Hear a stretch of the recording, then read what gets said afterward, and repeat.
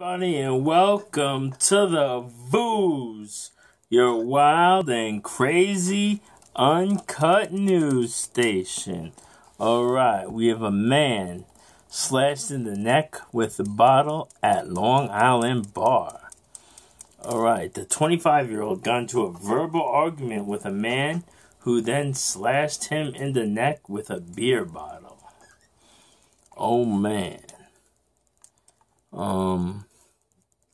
This is in Farmingdale, New York. So it's kind of, oh snap, was this yesterday? Oh, Saturday. Oh, so it's Friday night. This happened Friday night, this crazy beef. Alright. In Farmingdale. A man is listed in stable condition after being slashed in the neck with a beer bottle early Saturday morning, according to Nassau police. So the guy, I guess, went out Friday night and into Saturday morning, because you go out like, at 10, 11 through 12 through 1, 2 in the morning. You know how that goes. Officers responded to Croxley's bar at 190 Main Street in Farmingdale in response to the assault of a 25-year-old man at about 1:48 a.m. What?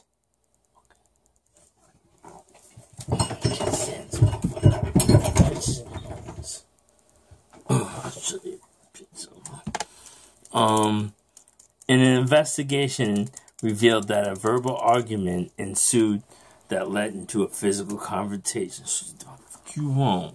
Fuck you won't, man. Fuck you won't.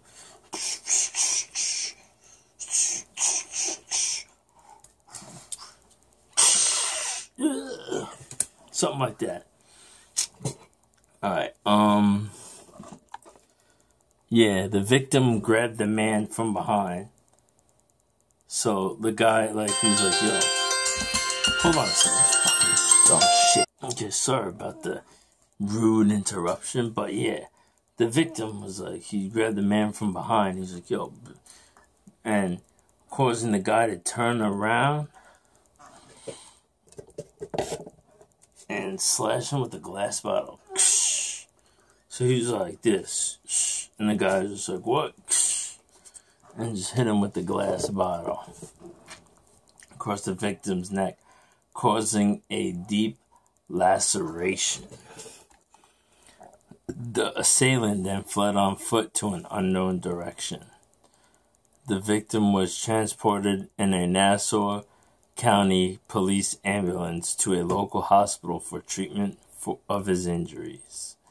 And the police are asking anyone with information regarding crime to contact the Nassau County Crime Stoppers. So, yeah, well, I mean, he probably posted on Facebook that he whacked someone with a bottle. So got whack that boy. Ooh, yeah. So you probably see it on his on Facebook. I don't think anyone's snitching, so I don't know. It was right by Wings Over Farmingdale, Runner's Edge, Washington Street, Columbus Street, right over there. S Front Street, 190 Main Street, Crux. The bar is called Croxley's. It's crazy. Alright, please hit that, subscribe. Please subscribe to my channel. And hit that notification bell so you don't miss any Vooz. Wild, crazy, and uncut news. September 3rd, 2017. News.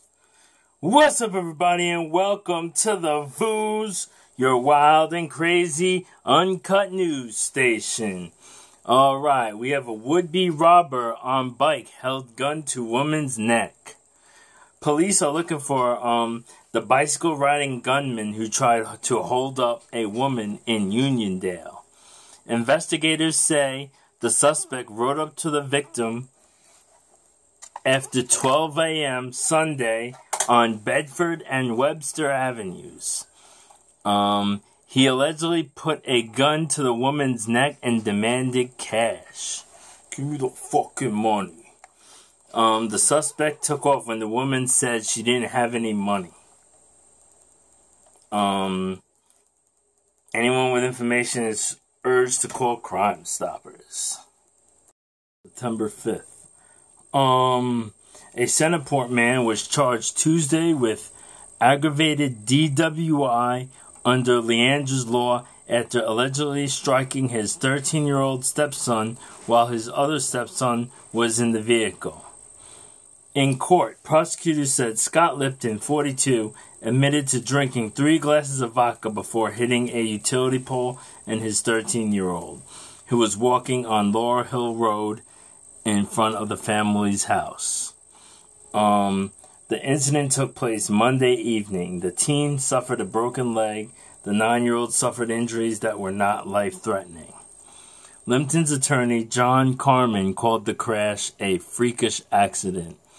He said his client is cooperating with investigators. So, see, there was blood there is blood that was taken. Mr. Limpton consented to it. It is not easy to see how this case is going to go forward, but we are optimistic that the results will be favorable, he says.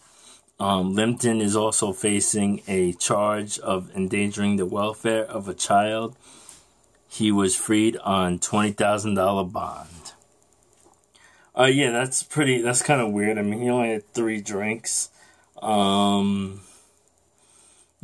I think it was a freakish accident too. He probably, I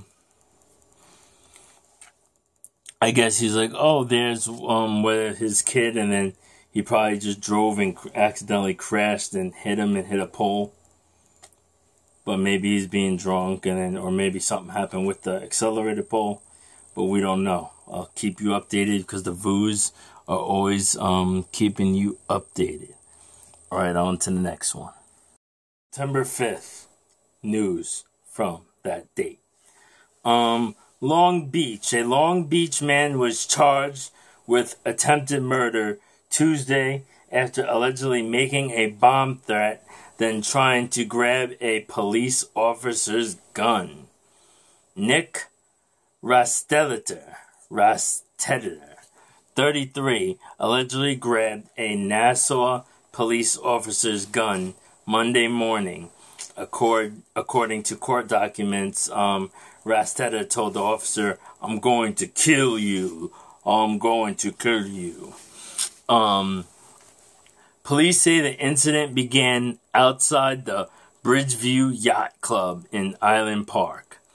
The club's general manager, Eric Strauss, says an employee noticed a suspicious man outside the club around midnight while a wedding was wrapping up. He was in a ski mask, army fatigues. He had a duffel bag in front of him. So it was way out of the ordinary, says Strauss. He said that he's going to blow up the place. Strauss told Rastetter to leave and then called police.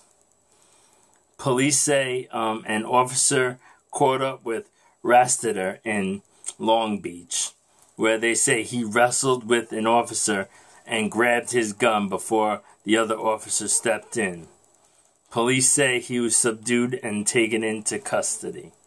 Authorities say the officer was taken to the hospital with a hand injury and is expected to make a full recovery. Rastetter faces several charges, including assault, resisting arrest, and attempted robbery.